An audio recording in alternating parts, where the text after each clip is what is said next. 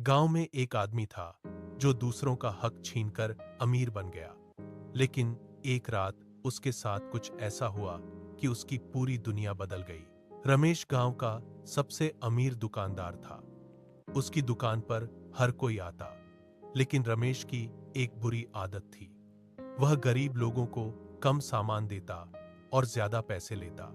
अगर कोई बूढ़ी मां आती तो वह तौल में चोरी कर देता। अगर कोई अनपढ़ किसान आता तो गलत हिसाब लिख देता। लोग उसे इज्जत से देखते थे, पर अंदर ही अंदर सब उसके कर्मों से दुखी थे। एक दिन एक गरीब बुजुर्ग महिला उसकी दुकान पर आई। उसके हाथ में कुछ सिक्के थे और आंखों में उम्मीद। बुजुर्ग महिला ने कहा, बेटा, बस इतना आटा दे दो कि आज रात मेरे पोते भूखे न सोएं। रमेश ने सिक्के गिने और जानबूझकर आधा आटा कम तौल दिया। महिला ने कांपती आवाज में कहा, बेटा, थोड़ा और डाल दो, बच्चे बहुत भूखे हैं। रमेश हंसकर बोला, जितने पैसे हैं उतना ही मिलेगा।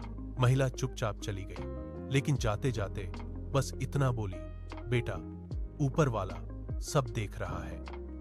रमेश ने उसकी बात पर ध्यान नहीं दिया। उसी रात रमेश ने दुकान का पूरा मुनाफा गिना। आज उसने पहले से ज्यादा कमाया था। लेकिन जैसे ही वह सोने गया, बाहर तेज आंधी शुरू हो गई। सुबह उठकर उसने जो देखा, उसके पैरों तले जमीन खिसक गई। सुबह दुकान का दरवाजा खुला तो अंदर रखा सारा अनाज बारिश के पानी से खराब हो चुका था। बोरियों में कीड़े लग गए थे।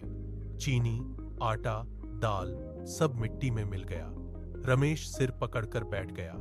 यह उसका महीनों का सामान था। उसी दिन गांव में खबर फैल गई कि रमेश की दुकान का सामान खराब हो गया है। कोई भी ग्राहक उसकी दुकान पर नहीं आया।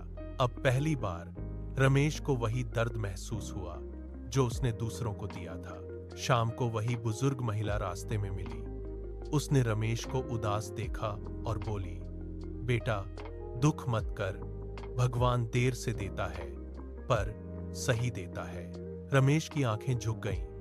क्या यह सिर्फ संयोग था या उसके कर्मों का फल? अगले दिन रमेश का छोटा बेटा बीमार पड़ गया। डॉक्टर ने दवा लिखी, लेकिन रमेश के पास पैसे कम थे क्योंकि उसका सारा माल बर्बाद हो चुका था। वह मदद मांगने गांव में गया, लेकिन जिन लोगों को उसने सालों तक धोखा दिया था, सबने मुंह मोड़ लिया। उसी समय वही बुजुर्ग महिला आगे आई। उसने अपने पास रखे थोड़े से पैसे रमेश को दे दिए और कहा, बच्चे की जान सबसे बड़ी होती है। रमेश फूट फूट कर रो पड़ा। आज उसे समझ आया कि उसने जिन गरीबों को ठगा, असली अमीरी तो उनके दिल में थी। उस दिन के बाद रमेश पूरी तरह बदल गया। उसने दुकान पर सही तौल रखना शुरू किया। गरीबों को उधार में राशन देने लगा। कभी किसी के साथ बेईमानी नहीं की। धीरे धीरे गांव वालों का भरोसा वापस आ गया। कुछ महीनों बाद उसकी दुकान पहले से भी ज्यादा चलने लगी।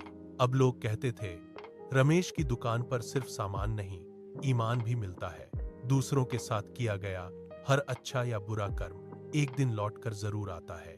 अगर आप भी मानते हैं जैसा कर्म वैसा फल, तो इस कहानी को लाइक करें और चैनल को सब्सक्राइब करें।